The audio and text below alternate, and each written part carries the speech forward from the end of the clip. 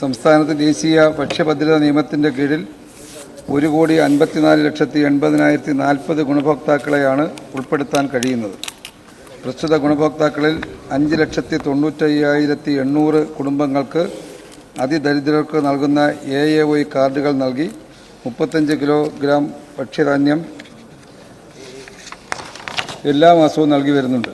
ആയതുകൂടാതെ ഒറ്റപ്പെട്ട പ്രദേശങ്ങളിൽ താമസിക്കുന്ന ആദിവാസി വിഭാഗങ്ങളിൽപ്പെട്ട കുടുംബങ്ങൾക്ക് റേഷൻ സാധനങ്ങൾ അവർ താമസിക്കുന്ന ഉന്നതികളിൽ നേരിട്ടെത്തിച്ച് നൽകുന്നതിനായി സഞ്ചരിക്കുന്ന റേഷൻ കട എന്ന പദ്ധതി നടപ്പിലാക്കിയിട്ടുണ്ട്.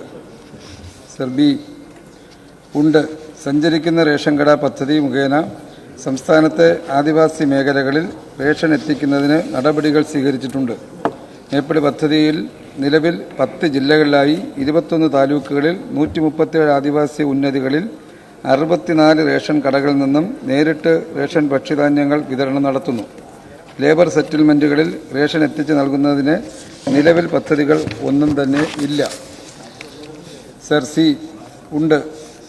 ആദിവാസി ഗോത്രവർഗ മേഖലകളിൽ ഉൾപ്പെട്ട പൊതുവിതരണ ശൃംഖലയിലെ കരിഞ്ചന്ത, പൂഴ്ത്തിവയ്പ്, തിരിമറി എന്നിവ തടയുന്നതിന് ശക്തമായ പരിശോധനാ സംവിധാനം പ്രവർത്തിക്കുന്നുണ്ട്. ഇതിനായി ജില്ലാതല സ്ക്വാഡുകൾക്ക് രൂപം നൽകിയിട്ടുണ്ട്. അതിലൊരു വരി ചെറിയ തിരുത്ത്, ഒരു വരി റിപ്പീറ്റ് ചെയ്ത് വന്നുകൊണ്ട് തിരുത്തുണ്ട് sir. Rationing controller, deputy rationing controller, വകുപ്പ് തല വിജിലൻസ് ഓഫീസർ, ജില്ലാ supply officer, taluk supply officer, rationing ഇൻസ്പെക്ടർമാർ ഉൾപ്പെടെ വകുപ്പിലെ ഉദ്യോഗസ്ഥർ റേഷൻ കടകളിലും NFSA ഗോഡൌണുകളിലും ശക്തമായ പരിശോധന നടത്തുകയും ക്രമക്കേടുകൾക്ക് സാധനങ്ങളുടെ കമ്പോള വില ഈടാക്കുന്നത് ഉൾപ്പെടെയുള്ള ശിക്ഷാ നടപടികൾ സ്വീകരിച്ചു വരികയും ചെയ്യുന്നു. ഗുരുതരമായ ക്രമക്കേടുകൾ കണ്ടെത്തുന്ന റേഷൻ കടകൾ സസ്പെൻഡ് ചെയ്ത് തുടർ നടപടികൾ സ്വീകരിക്കുന്നു. NFSA ഗോഡൌണുകളിലെ ക്രമക്കേടുകൾക്ക് സ്റ്റോക്കിലുള്ള വ്യത്യാസത്തിന് പിഴ ഈടാക്കുകയും ജീവനക്കാർക്കെതിരെ അച്ചടക്ക നടപടി സ്വീകരിച്ച് തുടർ നടപടികൾ കൈക്കൊള്ളുന്നുണ്ട്. ഉത്സവ സീസണുകളിൽ പൊതുവിപണിയിലെ കരിഞ്ചന്ത, പൂഴ്ത്തിവയ്പ് എന്നിവ തടയുന്നതിന് ജില്ലാ കളക്ടറുടെ നേതൃത്വത്തിൽ ലീഗൽ മെട്രോളജി, ഭക്ഷ്യസുരക്ഷ, പൊതുവിതരണ, ഉപഭോക്തൃകാര്യം എന്നീ വകുപ്പുകളുടെ സംയുക്ത സ്ക്വാഡ് രൂപീകരിച്ച് പരിശോധന നടത്തി ക്രമക്കേടുകൾക്ക് നടപടി സ്വീകരിച്ചു വരുന്നു. ഭക്ഷ്യധാന്യങ്ങളുടെ കരിഞ്ചന്ത, പൂഴ്ത്തിവയ്പ് എന്നിവ തടയുന്നതിന് ജില്ലാ കളക്ടറുടെ നേതൃത്വത്തിൽ എസൻഷ്യൽ കമ്മോഡിറ്റീസ് ആക്ട് പ്രകാരം തുടർ നടപടികൾ സ്വീകരിച്ചു വരുന്നു. ഉണ്ട്. വനമേഖലയിലെ അപകട സാഹചര്യങ്ങളിലും പ്രതികൂല കാലാവസ്ഥയിലും പദ്ധതി നടപ്പിലാക്കിയിട്ടുള്ള പ്രദേശങ്ങളിലെ ആദിവാസി ഉന്നതികളിലെ കുടുംബങ്ങൾക്ക് എല്ലാ മാസവും അവർക്ക് അർഹതപ്പെട്ട റേഷൻ വിഹിതം ബന്ധപ്പെട്ട ഉദ്യോഗസ്ഥരുടെ മേൽനോട്ടത്തിൽ എത്തിച്ചു നൽകുന്നു. ഇതുമൂലം ഒറ്റപ്പെട്ട മേഖലകളിൽ താമസിക്കുന്ന ഗോത്രവർഗക്കാർക്ക് ദുർഘടമായ പാതയിലൂടെ കിലോമീറ്ററോളം സഞ്ചരിച്ച് റേഷൻ കടകളിലെത്തി റേഷൻ വാങ്ങുന്ന ബുദ്ധിമുട്ട് ഒഴിവാക്കുകയും അവർക്ക് അർഹതപ്പെട്ട റേഷൻ വിഹിതം കൃത്യമായി ലഭിക്കുന്നുണ്ടെന്ന് ഉറപ്പാക്കുന്നതിനും സാധിക്കുന്നുണ്ട് സാർ.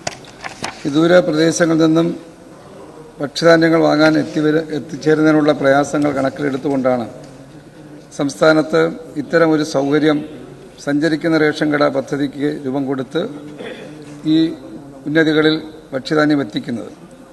എന്നാൽ ഈ ഭക്ഷ്യധാന്യം എത്തിക്കുന്ന ഈ പദ്ധതിക്ക് കേന്ദ്ര ഗവൺമെൻറ് യാതൊരു സഹായവുമില്ല എന്നുള്ള കാര്യം ഞാനിവിടെ സൂചിപ്പിക്കാൻ ഉദ്ദേശിക്കുകയാണ്.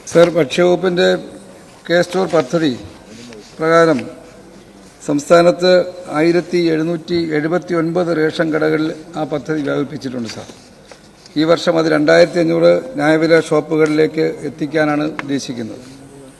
തൃശ്ശൂർ ജില്ലയിൽ അതിലേറ്റവും മാതൃകാപരമായ പ്രവർത്തനമാണ് നടന്നിട്ടുള്ളത് സാർ. ഈ കഴിഞ്ഞ ഒരു വർഷത്തിനുള്ളിൽ 11.5 കോടി രൂപയിലധികം ഈ സ്റ്റോറുകളിലൂടെ റേഷൻ അല്ലാത്ത ഉൽപ്പന്നങ്ങൾ വിൽക്കാൻ കഴിഞ്ഞിട്ടുണ്ട് എന്നുള്ളതാണ് മറ്റൊരു പ്രത്യേകത.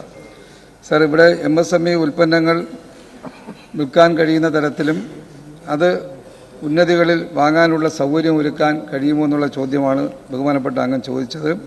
ആദിവാസി ഉന്നതികളിൽ ഇത്തരം ഉൽപ്പന്നങ്ങൾ ഉൾപ്പെടെയുള്ള സ്റ്റോർ സംവിധാനം എത്തിക്കുന്നതിന്റെ കാര്യം പരിഗണിക്കുന്നതാണ് സർ. നേരിന്റെ വാർത്തകൾ വിരൽത്തുമ്പിൽ. Zag news. നേരിന്റെ വാർത്തകൾ നിങ്ങളുടെ വിരൽത്തുമ്പിലെത്താനായി സാഗ് ന്യൂസ് ചാനൽ സബ്സ്ക്രൈബ് ചെയ്തും ഷെയർ ചെയ്തും ഒരു ശരിയായ മാധ്യമ നിലപാടിനൊപ്പം നിൽക്കാൻ ഞങ്ങൾ നിങ്ങളെ ക്ഷണിക്കുന്നു.